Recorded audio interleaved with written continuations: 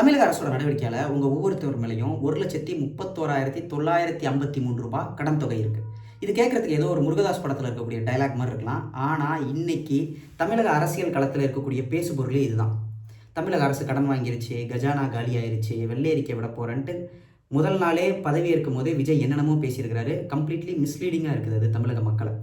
அரசு கடன் வாங்குவது தப்பா? அரசு ஏன் கடன் வாங்குதுன்னா, மக்களாகிய நாம கஷ்டப்பட்டுறக்கூடாதுன்ற காரணத்துக்காக தான் அரசு கடன் வாங்குது. எப்படின்னு தெளிவாக சொல்கிறேன். இன்னைக்கு தமிழ்நாட்டு அரசோட ஜிடிபி 35.67 லட்சம் கோடி. இந்த ஜிடிபினா என்னன்னா, கிராஸ் டொமஸ்டிக் ப்ராடக்ட், மொத்த உள்நாட்டு உற்பத்தி. இது எப்படி உருவாகும் அப்படின்னா, நீங்கள் நான் இங்கே இருக்கக்கூடிய தொழில்கள், factory, company, IT companies, cinema industry, hospital, இப்படி எல்லாரும் சேர்ந்து இணைந்து தமிழ்நாட்டில் ஒரு வருஷத்துக்கு நம்ம ப்ரொடியூஸ் பண்ணக்கூடிய எக்கானாமி அமௌண்ட் அப்படின்னு வச்சுக்கலாம். அது வந்து 35.67 லட்சம் கோடி.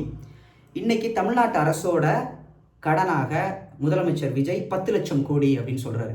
கஜானாலாம் காலி பண்ணியிருப்பாங்கன்றாரு. அதெல்லாம் போய் அதெல்லாம் நான் பின்னாடி சொல்கிறேன். இப்போ இந்த 10 லட்சம் கோடி கடன் இருக்கு இல்லையா, இந்த கடன் திமுக அரசு மட்டும் வாங்கலை. திமுக அரசுக்கு முன்னாடி அதிமுக ஆண்டு இருப்பாங்க, அதுக்கு முன்னாடி திமுக ஆண்டு இருப்பாங்க. இப்படி ஆண்ட அரசுகள் அப்போ வாங்கி சேர்த்து வச்ச கடன் தான் இந்த 10 லட்சம் கோடி.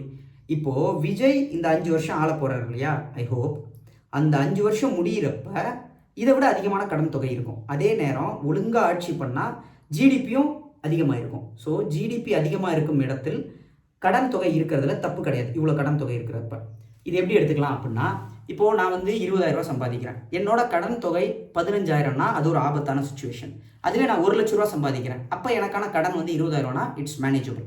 ஸோ 35.67 லட்சம் கோடி ஜிடிபி ஈட்டக்கூடிய ஒரு மாநிலம் 10 லட்சம் கோடி கடன் வச்சிருக்கிறதுல ஒன்றும் பெரிய ஆபத்து கிடையாது. அது கிட்டத்தட்ட ஒரு 29%, 26லேருந்து 29%க்குள்ளே பேக் அண்ட் ஃபோர்த் அது போயிட்டு வந்துட்டு இருக்கும். ஓகே, சரி. தமிழ்நாடு வந்து 35 லட்சம் கோடி கிட்ட சம்பாதிக்குதே, அது ஏன் வந்து இந்த 10 லட்சம் கோடி கடனை வச்சிருக்குன்ட்டுலாம் சிலர் இன்னைக்கு பேசுகிறாங்க. இந்த 35.67 லட்சம் கோடின்றது டைரக்டாக அரசோட கஜானாக்குள்ளே வந்து விழுகக்கூடிய பணம் கிடையாது. நான் சொன்ன மாதிரி இது நாமெல்லாம் சேர்ந்து தமிழ்நாட்டுக்குள்ளே ஜென்ரேட் பண்ணக்கூடிய எக்கனாமிக்கல் வெல்த். சரிங்களா? கவர்மெண்ட்டோட கஜானாக்குள்ளே ஒரு வருஷத்துக்கு 3.44 லட்சம் கோடி வந்து விழுகுது. இதன் எதன் அடிப்படையிலாம் வருதுன்னா, நாம் கட்டக்கூடிய மாநில வரி, ஜிஎஸ்டி வரி சரியாக வர்றதில்ல. அந்த சண்டையை விஜய் தான் இனிமேட்டில் போடணும், நாமளும் போடுவோம். ஜிஎஸ்டி வரி, மாநில வரி, அப்புறம் வந்து எக்ஸைஸ் டியூட்டி, எலக்ட்ரிசிட்டி போர்டிலேருந்து நம்ம கலெக்ட் பண்ணக்கூடிய current bill amount, vehicle tax, road tax, இப்படின்ட்டு பல வகைகள்லேருந்து வருது. இந்த காசு, இந்த 3.44 லட்சம் கோடியை கவர்மெண்ட் எப்படி செலவு பண்ணுதுன்னா, அரசு ஊழியர்களுக்கு சம்பளம், பென்ஷனு, போலீஸ் நடத்துறதுக்கு, காலேஜ், கவர்மெண்ட் காலேஜ் நடத்த, ஸ்கூல் நடத்த, ஹாஸ்பிட்டல்ஸ் நடத்த, நம்மளுக்கு வெல்ஃபேர் ஸ்கீம்ஸ் தர, நம்மளுக்கு சப்சிடி மானியங்கள் தர, தள்ளுபடிகள் பண்ணுறதுக்கு, வெல்ஃபேர் ஸ்கீம்ஸ் பண்ணுறதுக்கு, இன்ஃப்ராஸ்ட்ரக்சர் பண்ணுறதுக்கு இதெல்லாம் பயன்படுத்துகிறாங்க. ஆனால் இந்த ஊர் ரொம்ப பெருசு இல்லையா, அப்போ 3.44 லட்சம் கோடின்னு வச்சுட்டு நம்ம அதுலேருந்து எல்லாத்தையும் எடுத்து செலவு பண்ணிட்டா அப்போதான் கஜானா காலியாகும். கஜானா காலி ஆகிடக்கூடாது, நம்ம கையிருப்பில் காசு இருக்கணுன்றதுக்காக தான் என்ன பண்ணுறாங்கன்னா, கவர்மெண்ட்டு ஃபினான்ஷியல் இன்ஸ்டியூட்ஸான bank, mutual funds, provident fund, pension fund, இந்த மாதிரியான நிதி மூலங்கள்லேருந்து கடன் வாங்குவாங்க. கவர்மெண்ட்டு இந்த வாங்குகிற கடனுக்கு வட்டியும் கட்டும், அது போக அந்த கடனையும் அப்பப்போ திருப்பி செலுத்துவாங்க.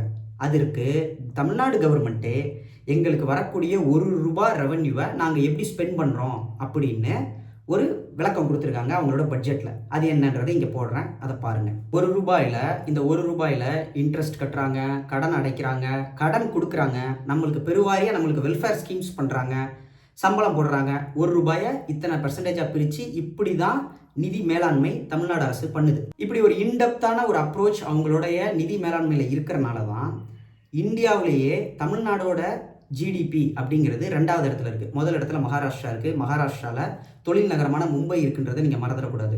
மகாராஷ்டிரா தமிழ்நாடை விட 136.6% நிலப்பரப்பில் பெருசு. நம்மளை விட எவ்வளவோ பெரிய மாநிலங்கள் இருந்தாலும் ஜிடிபியில் நாம் அனைவரையும் முந்தி இங்கே நிற்கிறோம். குறிப்பாக கொரோனா பெருந்தொற்றுக்கு அப்புறம் நம்மளுடைய பொருளாதாரமே, இந்திய பொருளாதாரம் ஏன் உலக பொருளாதாரமே சிதைவுக்குள்ளான ஒரு காலகட்டத்தில் எல்லா நாடுகளும் போராடுற மாதிரி தமிழ்நாடும் போராடி ரொம்பவே சிறப்பாக செயல்பட்டுருக்காங்க. கவர்மெண்ட் ஏன் கடன் வாங்கி இந்த வேலையெல்லாம் பார்க்குது அப்படின்னா, இந்த மாநிலம் ஜிடிபி நல்லா ப்ரொடியூஸ் பண்ணுது. இது நம்ம ப்ரொடியூஸ் பண்ணுறதுக்கு முக்கிய காரணம் என்னென்னா, நம்மக்கிட்ட இருக்கிற உள்கட்டமைப்பு வசதி, நம்மளுடைய ரோட் கனெக்டிவிட்டிஸ், நம்ம ஆட்கள் கிட்ட இருக்கிற படிப்பறிவு, நம்மளுக்கு இருக்கக்கூடிய மருத்துவ வசதிகள், இது எல்லாம் சேர்ந்து தான் இந்த ஜிடிபியை ப்ரொடியூஸ் பண்ணுது. இங்கே வாழ்கிறவங்களோட வாழ்க்கை தரம் நல்லா இருந்தால் தான் அவங்களுடைய தொழிலும் நல்லா சிறக்கும்.